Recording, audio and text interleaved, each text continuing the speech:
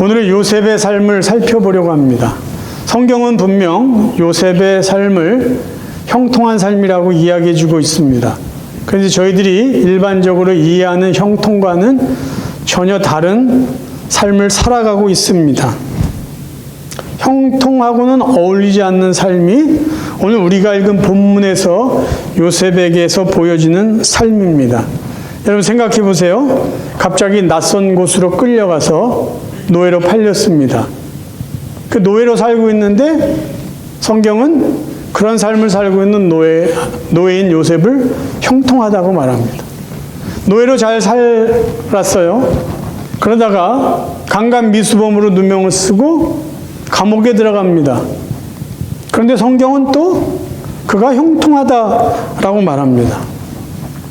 우리가 살고 있는 형통하고 요셉은 분명히 다른 삶을 살고 있었는데 성경은 요셉의 삶을 형통한 삶이라고 말하고 있다라는 것이죠. 그러면 성경에서 말하는 형통한 삶이라는 것은 어떤 삶일까요? 오늘 그것을 여러분과 함께 살펴보려고 합니다. 자, 먼저 형통한 삶이라는 것은요, 하나님이 살게 하시는 삶을 믿음으로 살아가는 것입니다. 하나님이 살게 하신 요셉의 삶은요, 상당히 황당합니다. 어이가 없습니다. 억울합니다. 쉽지 않습니다. 그런데도 불구하고 요셉은요, 믿음으로 그 삶을 살고 있어요. 하나님을 원망하지 않습니다. 하나님께 불평하지 않습니다. 자기에게 그런 삶을 허락하신 하나님을 향하여 죄를 짓지도 않았습니다. 요셉은 분명히 믿고 있는 게 있어요. 아, 하나님이 나와 함께 하시구나. 하나님이 나를 사랑하시는구나. 그래서 요셉은 하나님이 그에게 살게 하신 그 삶을 믿음으로 살아갔습니다. 그런 요셉의 삶을 보고 성경은 형통한 삶이라고 말하고 있는 것이죠. 자, 하나님의 살게 하시는 삶을 믿음으로 산다는 것이 굉장히 수동적으로 우리가 느껴질 수 있어요. 그런데 결코 수동적인 삶이 아닙니다. 만약에 하나님이 저나 여러분에게 허락하시고 살게 하시는 삶이 편안한 삶이라고 한다면, 쉽고 여유 있는 삶이라고 한다면 그런 삶을 살아가는 것은 굉장히 수동적일 수 있어요.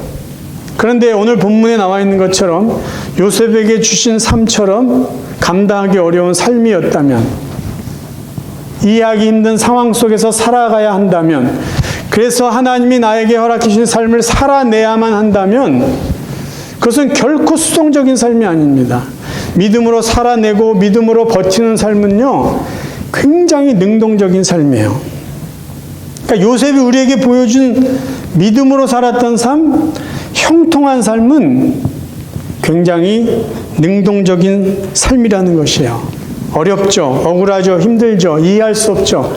그럼에도 불구하고 하나님이 이 삶을 나에게 허락했어. 그럼에도 불구하고 나는 하나님을 믿고 의지하며 믿음으로 살아내고 있어. 살아갈 것이야. 이게 요셉이 우리에게 보여주는 형통한 삶의 모습입니다. 그럼에도 불구하고 우리가 이 요셉의 이야기를, 적어도 이 창세기 39장의 이야기를 읽어가면서 한 가지 질문이 생겨요. 하나님은 요셉에게 억울한 일 당하는 정도는 막아주실 수 있지 않았을까라는 거죠. 아니, 이렇게 노예로 사는 것만 해도 어려웠을 텐데, 아니, 노예로 살다가 왜 갑자기 강간 미수범으로 누명을 쓰고 감옥을 가게 만들었냐라는 거죠. 그 정도는 막아주시면 그게 하나님의 은혜라고 말할 수 있지 않겠나? 우리가 그런 의문이 생겨요. 그런데 요셉의 삶을 쫙 살펴보면요, 요셉이 감옥에 간 것조차도 하나님의 크신 은혜였다라는 것이죠. 이게 하나님의 은혜라는 것을 제가 풀어서 여러분에게 설명해 드릴게요. 요셉이 노예로 살고 있었던 집, 그 집의 주인은 그 시대의 초강대국 애굽의 친위 대장입니다. 오늘날로 말하면 경호실장 정도 될 거예요. 그 권세가 적지 않았을 겁니다. 그러면 강대국의 경호실장으로 있었던 보디발이라는 이 사람이 어디에 살지도 모르는 노예 한 명, 그 젊은이 한 명이 자기 아내를 겁탈하려고 했다라는 것을 알았을 때 그 노예 한 명 죽이는 게 그렇게 힘든 일이었겠어요? 조용히 죽일 수도 있어요. 근데 성경을 보면은 보디발은 자기 아내를 겁탈하려고 했던 한낱 노예를 죽이지 않고 감옥으로 보냅니다. 근데 이 감옥이 어떤 감옥이냐면요, 왕의 신하들이 왕에게 잘못했을 때 왕의 신하들만 갈 수 있는 감옥이라는 거예요. 아무나 갈 수 있는 감옥이 아닙니다. 그러면 이 보디발이라는 사람은 왜 이 노예 청년을, 아무리 자기 일을 잘 도와준 청년일지라도 그를 죽이지 않고 애굽 왕의 신하들만 갈 수 있는 감옥에 보냈을까요?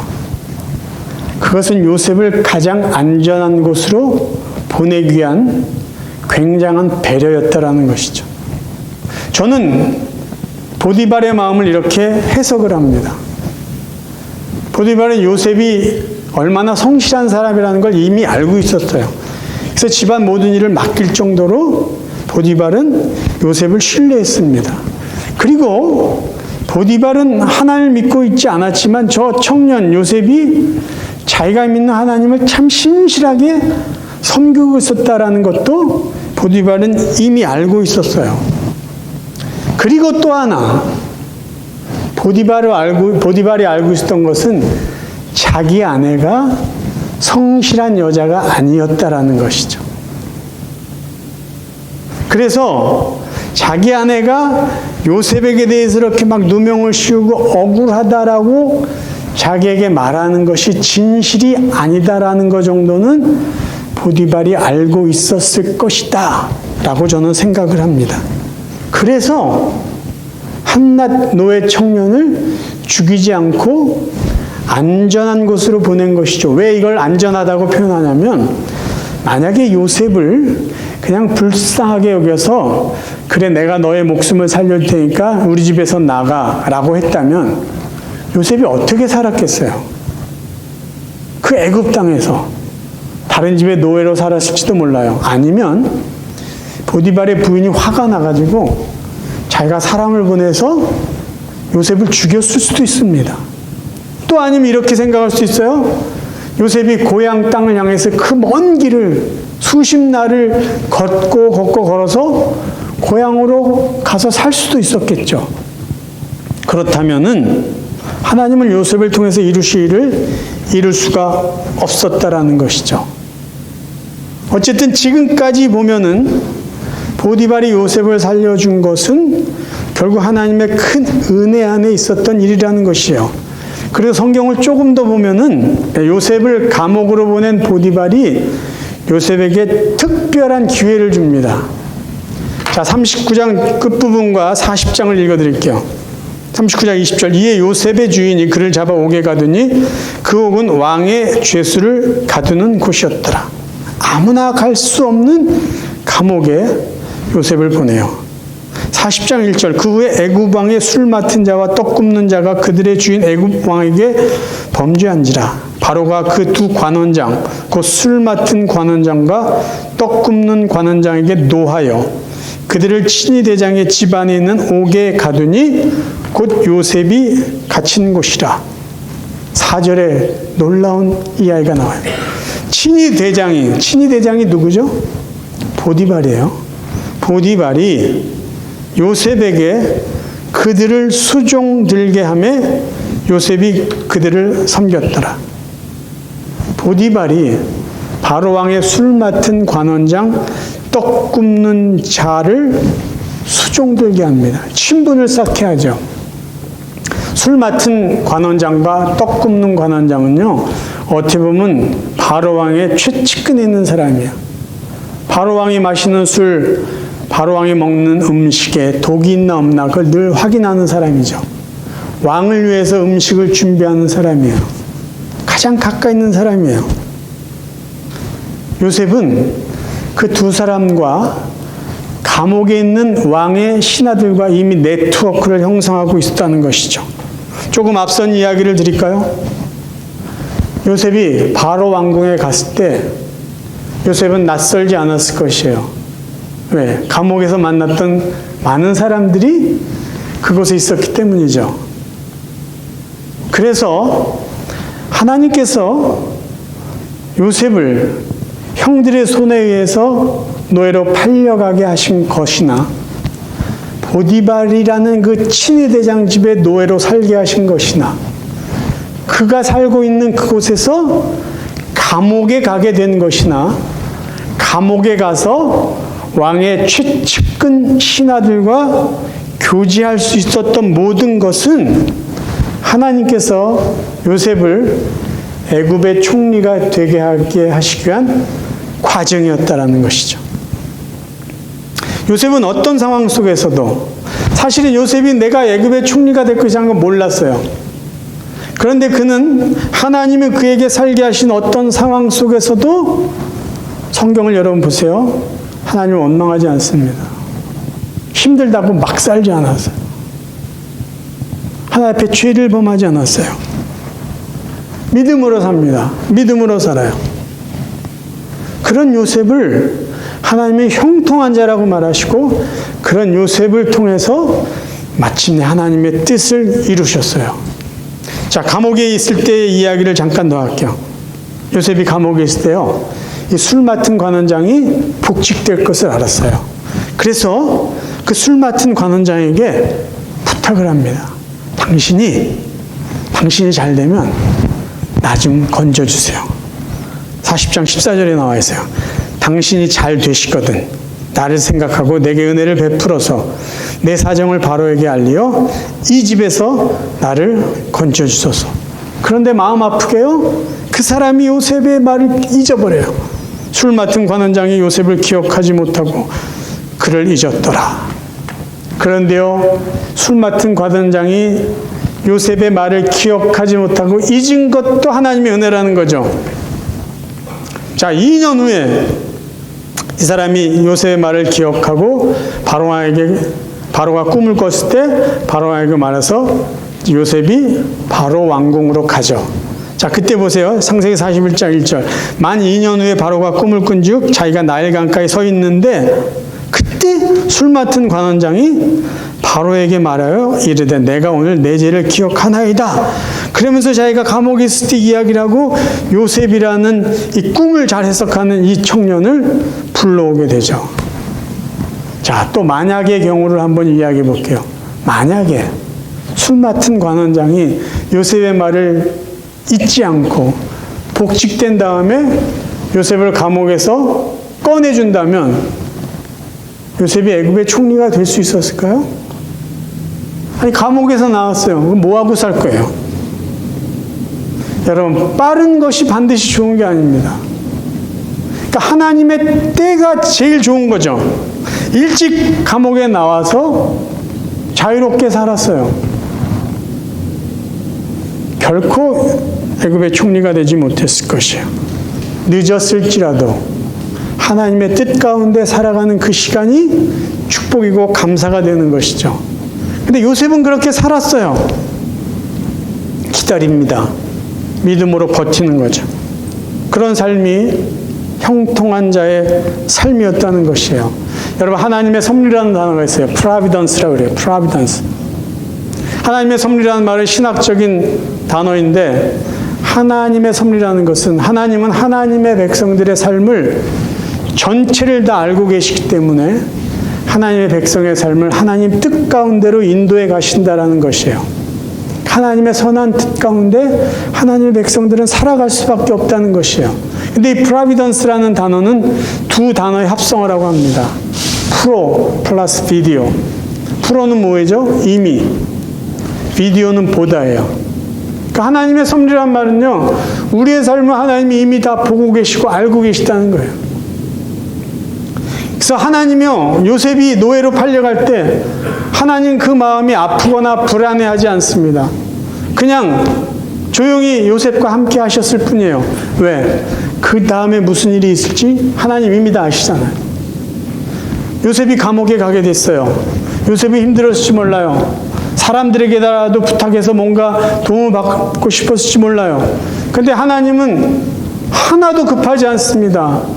하나도 마음이 아프지 않아요. 왜? 그 다음에 무슨 일이 있을지 하나님이 이미 다 알고 계시기 때문에. 여러분, 가끔씩요, 우리가 하나님 앞에 간절히 기도할 때가 있어요. 막 죽을 것 같아서 매달릴 때가 있어요. 근데 하나님은 침묵하시는 것 같이 느낄 때가 있어요. 근데 하나님이 왜 그러신지 아세요?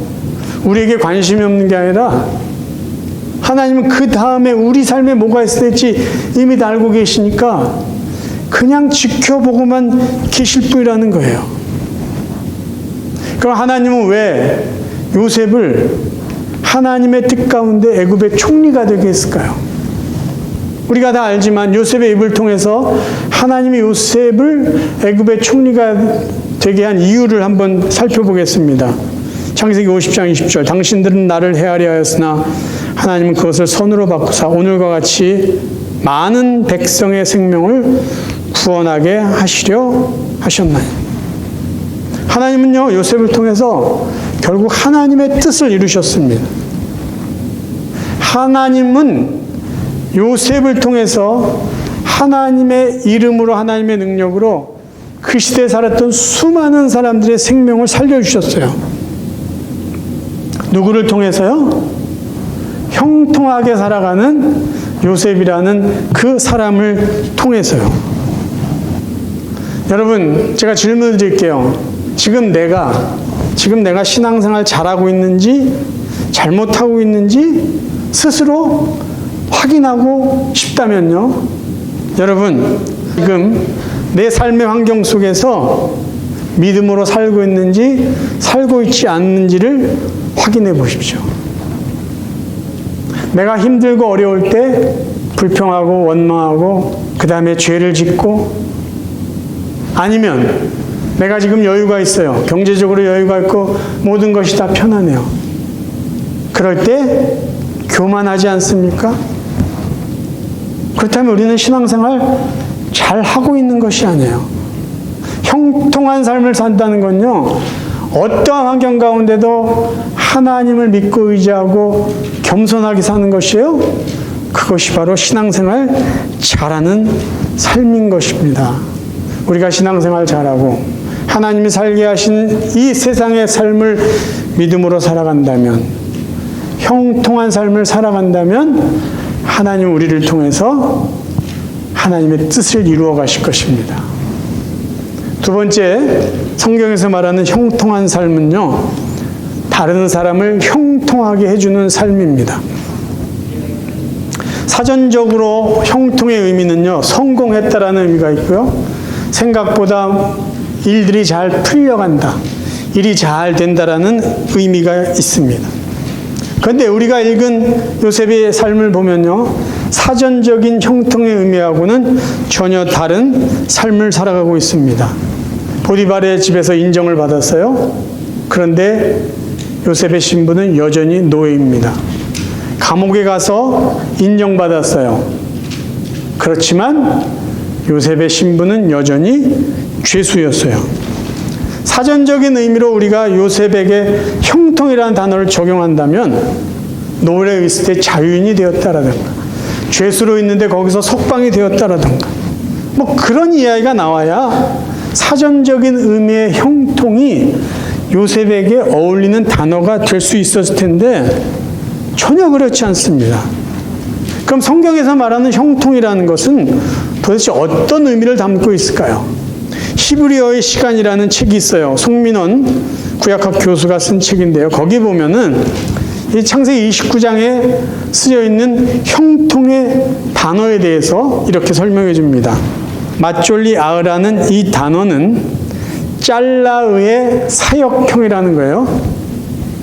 그럼 짤라라는 단어가 기본형인데, 짤라라는 단어가 기본형으로 쓰였을 때는 말하는 주체가 형통하다는 의미가 되지만, 맞졸리 아흐라는 사역형으로 쓰였을 때는 말하는 주체가 형통한 게 아니라 목적형이 형통하게 된다라는 것이에요. 그래서 이 송민원 교수는 이렇게 설명을 해줍니다. 창세기 39장 23절을 통해서 설명해 주는데요. 여호와께서 그를 범사에 형통하게 하셨더라. 그것을 영어 성경으로 Contemporary English Bible 버전으로 함께 설명을 해줘요. The Lord made everything he did successful. 그러면 여기서 성공한 사람은 하나님이 아닌 거예요. 그렇죠? 하나님이 성공하신 것이 아니고 하나님께서 성공하게 하신 대상은 누구냐면요. 그가 하는 일을 성공하게 하셨다는 말이에요. 근데 우리 한글 성경에 보면은 여호와께서 그를 범사에 형통하게 하셨더라. 이것을 읽을 때는 마치 하나님이 형통하게 한 것처럼 되어 있는데 하나님이 그가 하는 일을 형통하게 하셨다는 거예요. 그러면 39장 2절을 다시 한번 보겠습니다. 여호와께서 요셉과 함께 하심으로 그가 형통한 자가 되어 그의 주인 애굽 사람의 집에 있으니. 이 문장에서 우리가 바르게 이해해야 될 것은 뭐냐면요. 요셉이 형통한 자가 되어서 가정 총무가 된 것이 아니고 요셉으로 인해서 보디발의 집이 복을 받게 되었다는 것이에요. 이것은 그 다음 문장을 통해서 알 수가 있어요. 요셉이 그의 주인에게 은혜를 입어 섬김에 그가 요셉을 가정 총무로 삼고 자기의 소유를 다 그의 손에 위탁하니 그가 요셉에게 자기의 집과 그의 모든 소유물을 주관하게 한 때부터 여호와께서 요셉을 위하여 그 애굽 사람의 집에 복을 내리심으로 여호와의 복이 그의 집과 밭에 있는 모든 소유에 미친지라. 하나님이 요셉을 형통하게 하신 결과는 뭐냐? 요셉이 형통하게 된 게 아니라 요셉 때문에 보디발의 집이 복을 받게 되었다는 거예요. 복을 받게 되었다. 그러면 요셉이 감옥에 갔을 때도 형통했다라는 말이 있는데 그것을 우리가 한 번 더 확인해 볼 필요가 있죠. 39장 22절 간수장이 옥중 죄수를 다 요셉의 손에 맡김으로 그 재반 사물을 요셉이 처리하고 간수장은 그의 손에 맡긴 모든 것을 무엇이든지 살펴보지 아니하였으니 이는 여호와께서 요셉과 함께 하심이라. 여호와께서 그를 범사에 형통하게 하셨더라. 요셉이 형통하게 된 것은요, 요셉이 잘 된 게 아니라 요셉 때문에, 요셉으로 인해서 감옥에 있는 사람이 잘 된 거예요. 감옥에 있는 사람이 편안해지고 감옥에 있는 사람이 복을 받게 되었다라는 것이에요. 다시 한번 말씀드릴까요? 요셉이 형통한 삶을 살았다는 것은요, 요셉의 신분이 변하거나 요셉의 상황이 변한 게 아니라 요셉 때문에 다른 사람들이 은혜를 받고 다른 사람들이 잘 되고 다른 사람들의 삶이 더 좋게 되었다라는 것이에요. 형통하다라는 것은요, 단순히 내가 잘 되는 것을 말하지 않습니다. 형통한 삶을 산다는 건 나로 인해서 다른 사람이 하나님의 은혜, 하나님의 복을 누리는 거예요. 조금 더 크게 본다면 내가 형통한 삶을 살음으로 하나님이 영광을 받으시고 내가 형통한 삶을 삶으로 내 가정이 행복해지고 내 주위의 사람이 기쁨을 맛보고 내 교회가 더 아름다워지고 내가 몸담고 있는 직장에 있는 동료들이 더 기쁨을 맛보는 것, 그게 내가 형통하게 사는 삶의 모습이라는 거예요. 성경에서 말하는 형통한 삶은 뭐라고요? 하나님이 우리에게 허락하신 삶을요, 믿음으로 사는 거예요. 힘들고 어렵더라도 믿음으로 살아요. 죄 짓지 않고 믿음으로 버텨내는 것, 그게 형통하게 사는 거예요. 근데 그게 왜 중요할까요? 내가 그렇게 믿음으로 살아갈 때 하나님은 그런 나의 삶을 통해서 하나님의 뜻을 이루시기 때문이라는 거죠. 성경에서 말하는 형통한 삶은요, 나를 통해서 다른 사람이 복을 받는 거예요. 나를 통해서 하나님이 영광을 받으시는 거예요.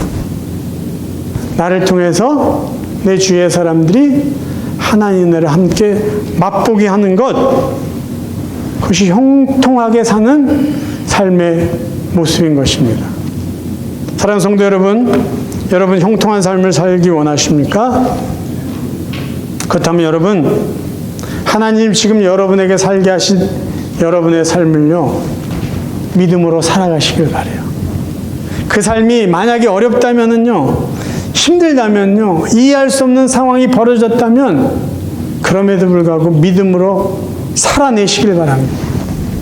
사람들의 삶은요, 살아가는 삶이 있고 살아내야만 하는 삶이 있어요. 근데 살아내는 그 삶을 살 때 우리가 형통한 자로 살기 원한다면 믿음으로 살아내는 것이죠. 이를 악물고 막 억지로 버티는 게 아니라 하나님이 나와 함께 하시고, 하나님은 나를 여전히 사랑하시고, 하나님 나에게 선한 뜻을 갖고 계시다라는 그 믿음을 갖고 하나님 앞에서 바르게 살고 원망 불평하지 않고 오히려 감사하며 찬양하며 하나님이 베푸실 것을 기대하면서 믿음으로 살아내는 것이죠. 그런 삶 속에 하나님은 여러분을 통해서, 여러분의 삶을 통해서 하나님의 아름다운 뜻을 이루어 가실 것입니다. 여러분 형통한 자로 살기 원하신다면 여러분 주위에 있는 사람들의 삶을 더 아름답게 만들어 주시길 바랍니다. 여러분 때문에 여러분의 자녀들이, 여러분 때문에 여러분의 가정이, 여러분 때문에 여러분의 교회가, 여러분 때문에 여러분의 직장에서 만나는 모든 사람들이 행복해질 수 있기를, 하나의 은혜를 맛볼 수 있기를, 그래서 여러분 때문에 이 세상을 더 아름답게 만들어가고 여러분 때문에 하나님이 기쁘시는, 기뻐 받으시는 그러한 삶을 살아갈 수 있기를 간절히 바랍니다. 저와 여러분의 남은 삶이요, 주님 만나는 그날까지 형통한 자로 살아 하나님의 뜻을 이루고 저와 여러분 때문에 다른 사람들이 형통해지는 진정으로 복된 삶을 살아갈 수 있기를 주님의 이름으로 축원합니다.